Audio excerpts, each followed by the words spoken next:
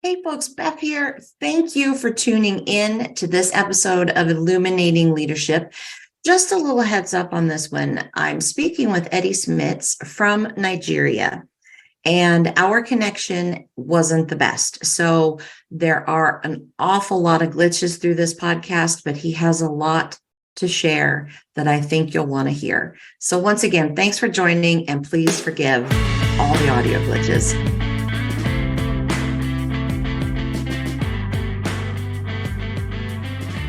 Hey, welcome again, everyone, to Illuminating Leadership, where industry and community leaders from around the globe explore leadership and influence in all of its forms.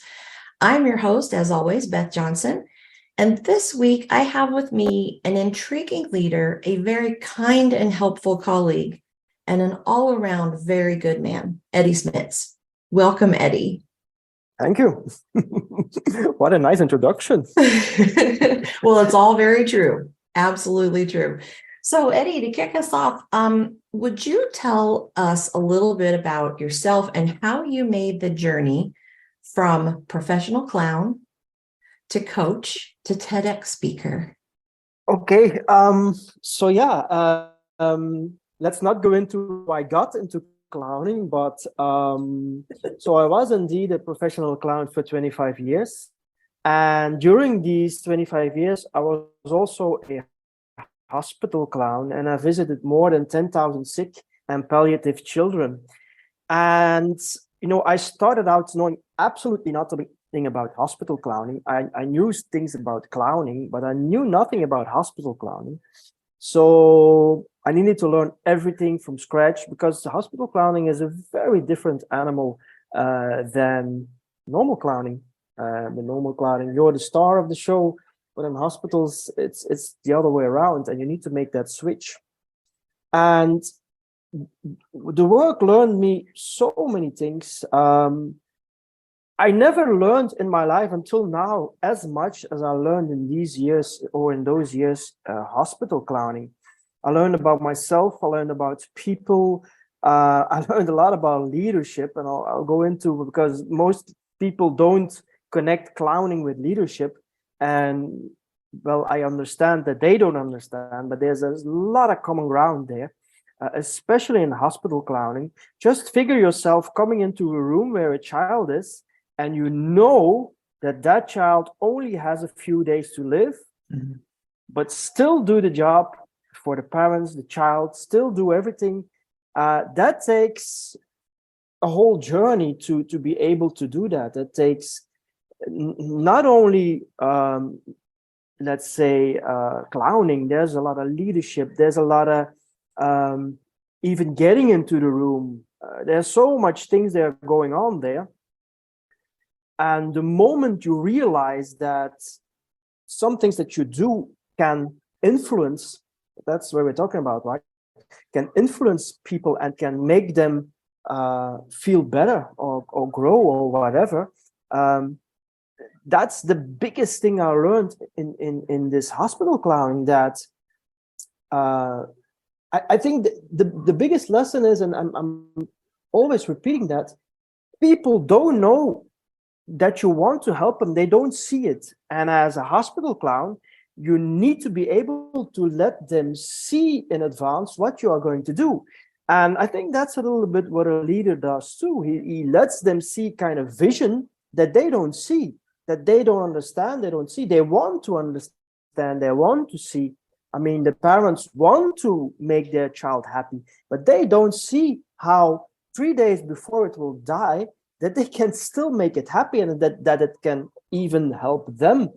So I think that's maybe the most important lesson I learned as a hospital clown, to be able to let people, to give them a vision, and it's not to persuade them. I mean, I didn't persuade myself into the room. I showed them a vision. I told them that, look, if you let me into this room, because that was the first challenge, well, you will not only do your child a favor, but also yourself. We will talk about this long after I'm gone.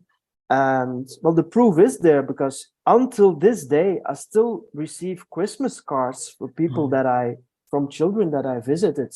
And that is now, let me think, I stopped in 2008. That's 15 years ago. I still receive Christmas cards. I think that's all the proof you need, right? It is. I mean, that's a lifelong influence. And I like the parallels that you drew there, because what I heard you say was that you have to prepare, you have to read the room, you've got to communicate. You first have to create the vision and then communicate that vision. And in doing all of that, help to alleviate fears and get the kids and the family on board with you, right? Which I completely agree is the exact analogy of what a leader should do in any, no matter where they sit. What a beautiful experience that must have been. It is. And until this day, this is still my vision. This is still my values. I coach the way I did the one-on-ones in hospitals. It's actually this. I always tell people nothing has changed in my work, only my outfit. I only lost the red nose. That's all I did. And I stand by that. And the more that I'm in this business, the more I stand by it, and the more I feel that I can help people that way. So, yeah. Can you tell us who you coach and what your governing philosophy is during your coaching sessions? Yeah, well, I started very broad as a life coach, and I narrowed it down. And then some time ago, I got in contact with somebody through LinkedIn, and he introduced me to positive intelligence, because I didn't really have a coaching system. I just saw the people that were in front of me. I read them. I immediately knew where the root cause was, what the problem was, and then I went to work with them.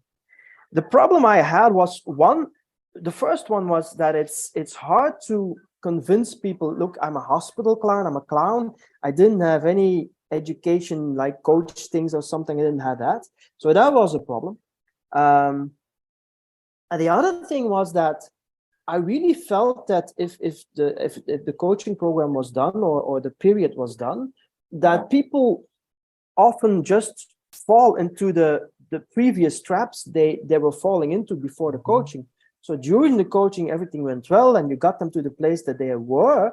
Because I even helped somebody who was just in a nonprofit to a CEO position, because I felt she had the capacities, but she was stuck at so many points. So I helped her through. And then after she was then the CEO, I got back in contact with her. And then I felt that all these doubts were again slipping in. And actually, she should come again in coaching, right? And that was something I wanted to have a system or a method that ruled that out. And I was, in fact, developing my own thing as a clown. How did I do it as a clown? Because we just said, right, 15 years after the moment I did something with these parents and children, they still write me Christmas cards. So that means I did something that was sustainable, and that they're rested, and that will be with them for the rest of their lives. And I found that in positive intelligence. And if you see let's say the headline is like handling your challenges with a more positive mindset, that's exactly what a clown does. And I still get goosebumps when I think about it, because what I did in every room, if it was a broken arm, it was not always the dying children, of course. But even when a stupid broken arm for the child, it's a thing, right? It's something that has some impact. As a clown, you turn it around. You see the positive side of a very negative thing, and that puts their mindset also in that. I'll tell you a very quick story. But that child survived, by the way, but that's not important. But of course, with chemotherapy, the hair falls off, right? And I also am bald. So I come into this room, and the atmosphere was not great, but that's never it. And I immediately, it was a boy. So I immediately say, hey, you have the same hairdresser as me. And in the beginning, it's like finding out what. And then I started, hey, but that's cool because you don't need hair gel, you don't need a comb, and you're incredibly handsome, right? So I turned this thing. I know these kids have a problem with the bald head. They all do. And I turned this thing around. And when I left the room, he was bragging about his baldness. That So is influence, Eddy. Yes. That's influence. And that's the effect you have as a clown. And that's also the effect I want to have as a coach. And that's, like you say, that's influence. But it's influence in a good way, in a way that's natural, I think. I don't know. And that's the clown way. That's just the clown way. And Well, that's I love that you say it's natural, because one of the questions that popped into my mind sitting here was, how do you explain positive intelligence and a positive mindset to the CEO who says, "Bah, mindset has nothing to do with it. It's all about tenacity and hard work and so forth." So, because I understand positive intelligence is finding that balance between both happiness and performance, right? And shifting the negative thoughts into positive. So how would you coach, especially that high level kind of jaded leader? Well, I always keep it simple, and I mock myself. I mean, I don't take myself seriously. That's what I mean by that. And that's also what I did as a clown and what I do now. And I tell them the story of a balloon. And I tell them, look, what you are doing is blowing so much air in your balloon that it is so tight. And maybe that's nice to see. Maybe it shines. But the least that will happen with your balloon, it will pop. Now, if you don't blow it up that hard so that you can manipulate it, your balloon won't pop. But what you are doing is putting so much stress on your people, and you are putting your influence, you're putting everything with your influence, and you shout and you do this. You're this tense balloon. You need to let some air out of the balloon, and that will solve your problem. That's how I explain it. That is a phenomenal analogy, because as I'm listening, I'm thinking, you let that air out of the balloon, all of a sudden it becomes malleable. It becomes there's more movement to it, and aligning that with people then feel like they've got some room to adjust and to ask questions and to contribute. Of course. That's the way. That is a fantastic story. Now, I think you covered that in your TEDx speech too, didn't you? Didn't tell the story of the balloon, but I told them the 3 things that I found that were most valuable in leadership, and the first rule is that it's not about you, and that's also that's the first thing in hospital clowning, and that's also, for me, that's also the first step in leadership. It's not about you, it's about the people you lead, you want to help. If you want to have a good team, then let your team perform, and it will rub off on you automatically. I mean, if you're on a rowing boat, you can do 2 things. You can shout, or you can help them row. But what do you think that will go faster? it's another fantastic analogy. Yeah, but I love analogies because they are simple, and they put, and that's what I say. You have to just let them see the vision and explain it to them. And if you use analogies, mostly it works. Yeah. Do you find that a lot of leaders that you work with or run into have a mindset that comes from, and I'm part of that group, that was how we were trained coming up in our corporate roles, which is, when you're put in a leadership position, everything falls on you. And that is stressed so strongly without accompanying mentorship or training, that you begin to think, well, if it all rises and falls with me, then I have to take care of everything, and my people will just have to come along because, I'll be held accountable. How do you help those folks see it's okay to let go of that and to trust their team? Yeah. I think the most important thing is that you can't I'll use another analogy. Oh, since I'm at it, as you asked me, you can lead the water to you. Sorry, you can't lead the horse to water, but you can't make it drink, right? And I think that's a little bit. If some people just won't get it, and maybe they will get it after a while, but I really think that some people are not ready to lead and are not open to learn how to lead. And these people you can't help, and it's not even their fault. They just can't see it, or they just haven't experienced another way to do it. That's also a fact, right? If you experience another way and you see, oh, this works too, and this works better and less stress. So at some point you need to show them, or you need to. It's not convincing. It's if you feel that they are not open to it, I believe that you can't work with them. But that's just my opinion as a coach, and I try to avoid these people. I have now one I have in my program, and to be honest, I've wanted to say to him already 3 times, I'm going to stop with you, is no, but I still don't, because he's my training object. I consider him as my trainer, which is because he throws so much things at me that I now have something. No, I'm not giving him up, because he throws so much things at me that I have to see what I will do with it. So he always starts to talk about me. He's so happy with that I'm helping him. And then at some point I said to him, look, I'm not going to say his name, but it doesn't matter. It's not about you, guy. You're always talking about me. And he's so happy because I give him a serious discount. And yeah, I will do this for you. I will do this for you. And then at some point say, well, wait. You're talking about me.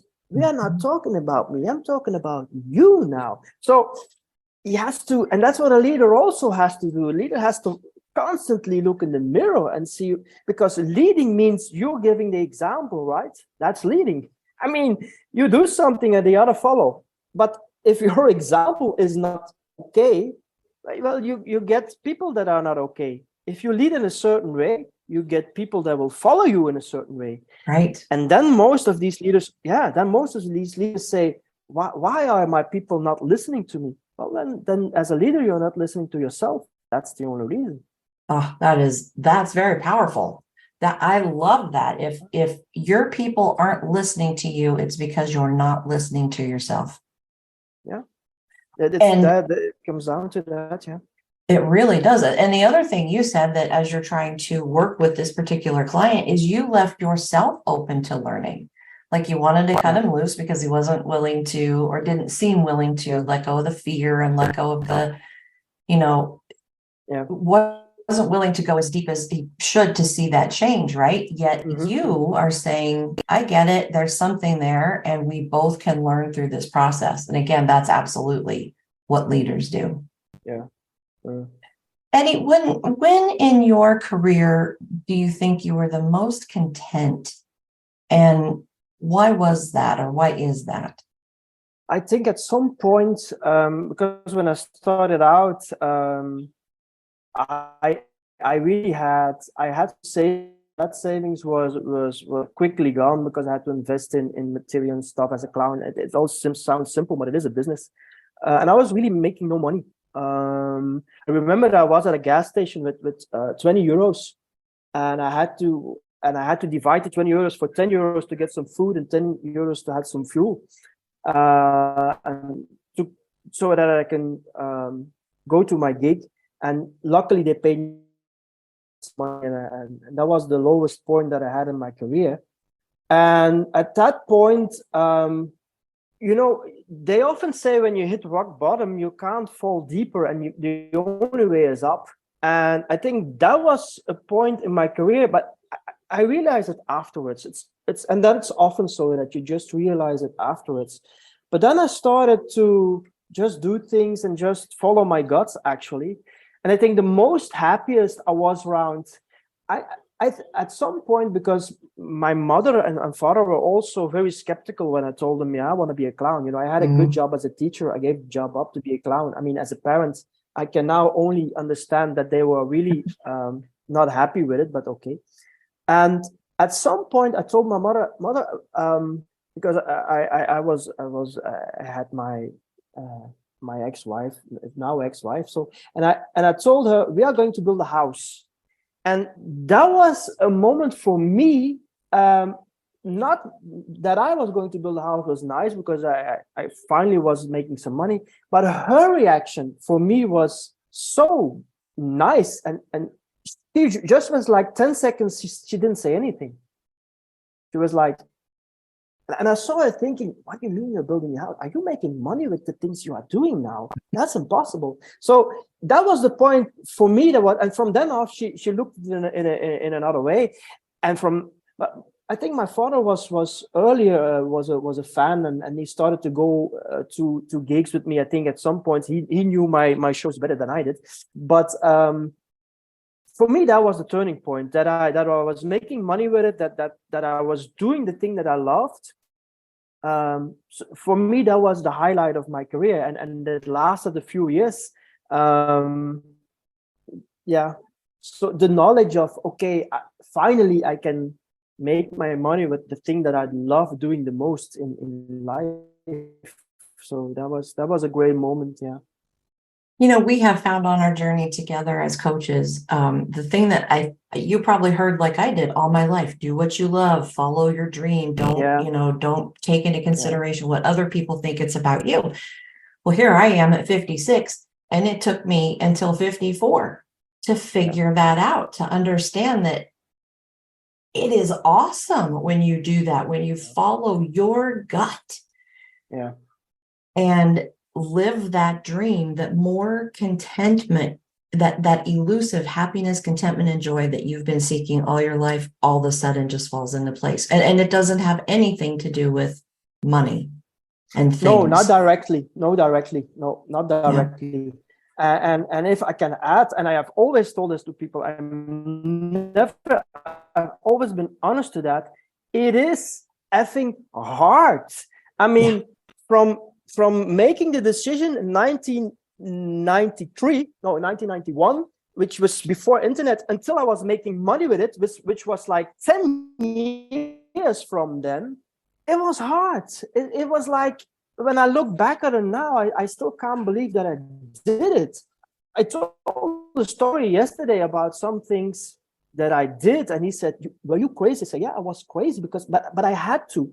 So that was such a hard journey, especially the first years. And you get through it because you're so passionate. That's why you get through it. And that's also why I now in my coaching business, I am going through it, because I am so passionate about helping people, and I see the results that people have when I coach them. They become other human beings, literally. Yeah, I mean that. Yeah, so that's why you hold on. And I know that from your coaching and from being, we've been colleagues now for 2 years, something like that. If you had to go back, Eddy, and tell your 18-year-old self one thing, what would that be? I wouldn't tell them anything. Really? I would tell them I'm not. Tell them I'm not going to tell you anything. You have to figure it out yourself. And if you don't figure it out yourself, get help. Beautiful, beautiful answer. Now, one of my last questions is, what do you want to accomplish or affect the most in our world in the coming years with the work that you do? Well, the first step is, and that was also the first step in my previous career, the first step is to have a good financial basis, that you have a steady income. And that was, even after this 10 years, sometimes was a big deal, because in an artist's life, you have peaks, like the end of the year is a lot of work. May is a lot of work, beginning of the year is a lot of work. But there are periods that works falls. And I always hated that. And I always tried to figure out how I could have a steady income. And after some years, I had that. But what I did wrong then is that I had it because I started to do so many different things. which was not good. And that's what I learned from them. You don't need to do a lot of things. You have to really even focus more. And but yeah, I learned that from my previous career. So I hope that's not the mistake I'm making now. And that's why I keep on focusing now. So that's the first step I really want, is just have that financial basis, which I don't have yet in my coaching career. I have that. We'll see what happens. And I'm really not a planner, and I never was. I set a goal. I try to get the goal. If I don't, I learn. I see what I did wrong, and I start over again. I did it in my coaching's career already a few times, starting from scratch. And I really think that's the way it works. You have to go through the motions. My former colleague always did. You have to do the miles. He was a stand-up comedian, and he always said, you have to do the miles. You have to have the minutes on stage. It's like, when you want to be good, you have to have like 2,000 minutes on stage. Then you become good. And he was right. Well, and that's also why yeah, go ahead. No, that's also why I wouldn't give an 18-year-old advice, because I would just go and say, go on stage, do your thing. That's what you need to do. I can't give you an advice. I cannot. Maybe technical advice, yeah. I mean, in clowning, I can learn people how to clown. If they come to me and say, hey, can you learn me clown techniques? Yeah, with all pleasure. But I can't say them what they have to do with their lives or their careers, or that I won't do. They have to figure it out themselves. They have to do the miles. Go on stage, make your mistakes, tell a joke, and hopefully nobody laughs. So you know, oh, there's something wrong here. That is one of the most beautiful exercises that I have learned probably in the last 10 years, is mistakes are fantastic. You don't like them. They immediately sting, and you immediately go to that negative thought pattern that we talked about earlier. Yet when you can get distance from them and look back on what you learned, it's a thing of beauty.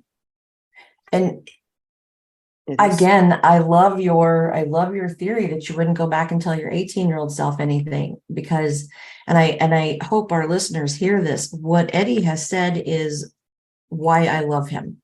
Very straightforward, very honest, and very passionate, right? Passion is what's going to drive you.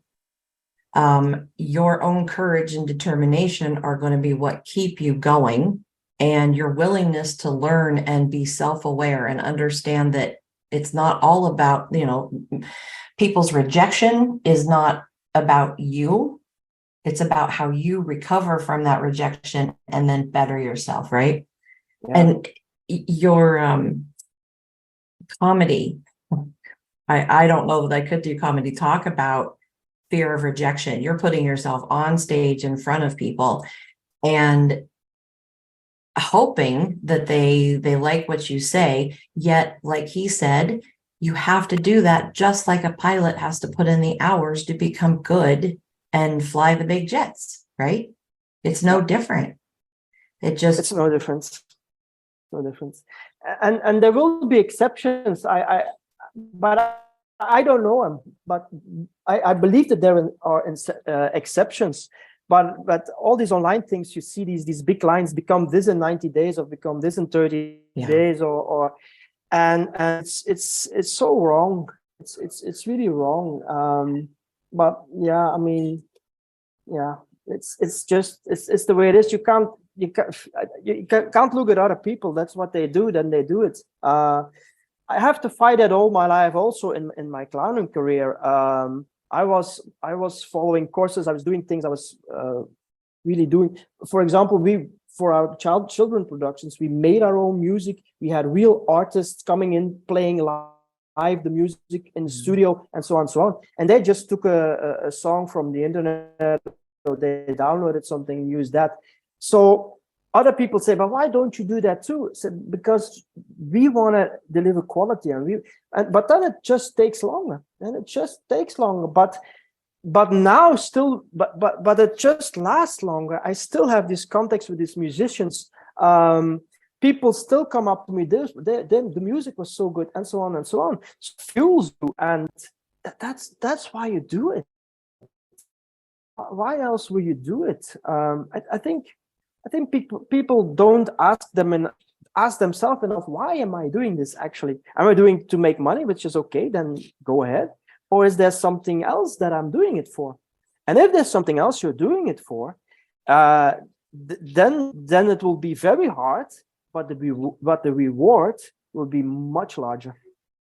That is my favorite question to ask of myself and other people who are willing, is the why.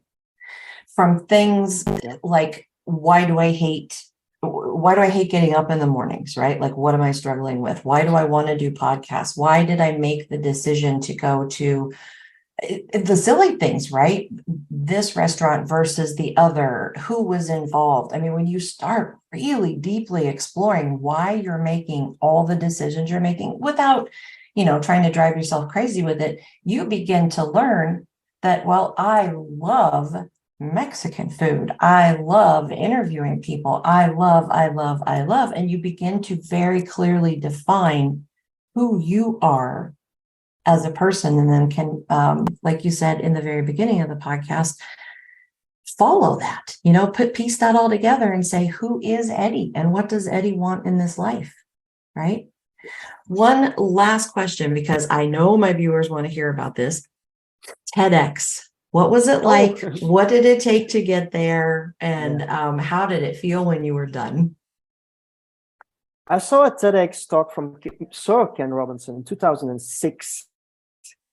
He passed away in the meantime. I saw that it's the most viewed talk until now, I think, or one of the most. And in 2006, I decided for myself, I want to do that. I want to get up that thing and do that. But yeah, then things evolved and then at some point in my coaching business, because a lot of coaches were doing TED Talks, so it came again in my view. And that's what I say, okay, now it's time to do a TED Talk. And then I just started working on it. And now I'm coming to the most important lesson that I learned of my previous career. I asked help. In my previous career, I didn't ask for help until actually it was too late. That was also why I had a serious burnout. I didn't ask help. And now again, I need to find people who will help me do things. And I found help in the form of a coach. And we worked out and she helped me. And when that coaching was done, I think it was a 4 or 6 week program, don't know anymore. 6 weeks after that, I had my TED Talk. It was booked. And I never could have done it without her. I could have done it. But probably it would have taken me 5 years, maybe 10 years, I don't know. But at least a year or 2, 3, at least. And so what for me is the biggest lesson out of my previous career is get help and work with people. And that's what I have to start doing now too. But of course, it takes some time to find these people. That's also now I'm starting to look for people to really help me, to partner up actually. So that's, for me, that's the next phase now in my coaching business, to work with people, to work together, not to employ them, to really work together with them. That's awesome, Eddy. I know you'll find them. And I'm also very glad that you shared that lesson, because in addition to understanding who we are, once you get there, we're not always meant to do it on our own. And it sounds like you were a person who said, I'm going to figure this out for myself. I've got that tenacity and that drive and that determination, but reached a point where it's like, I also have a vision and I want to reach that vision a lot sooner. And the only way to do that is to develop a relationship and find someone who's been there before and basically have them mentor and coach you through it, right? So in my previous career, I was working 7 on 7. I was working all the time because I was doing so much things myself. And then at some point I found somebody to work with, but it was too late. We had some very good years, but at some point for me, it was over. And that's when my burnout kicked in. Just if there's something I really, really don't want to do again is do the whole thing by myself. I really want to help from people, want to talk to people, work with people. Yeah. Awesome. Eddy, listen, where can people find you online, especially those folks who are looking for your style of coaching or who would like to partner up? Two things. LinkedIn, just Google my name and I'll pop up. Or my website, eddysmits.com. That are the two easiest ways. And I would say just let's have a chat and see where. And in case you haven't noticed, folks, Eddy is fantastic to chat with, very open, and like I said in the beginning, extremely helpful and kind. So I do hope you reach out. Folks, that's it for another episode of Illuminating Leadership. I so strongly believe that everyone, despite your title or your station in life, can lead where you are planted. Our first service, as we even discussed tonight with Eddy, is to ourselves, to get to know who we are, what we really want, what motivates us, and then to use that to influence others. And we do that daily with every conversation we have an impact on people, and knowing ourselves is the best way to have the best impact on those folks. So who will you influence today? As always, thank you for tuning in. Eddy, it was great having you. Thank you again. My pleasure. Until next time, folks. Bye.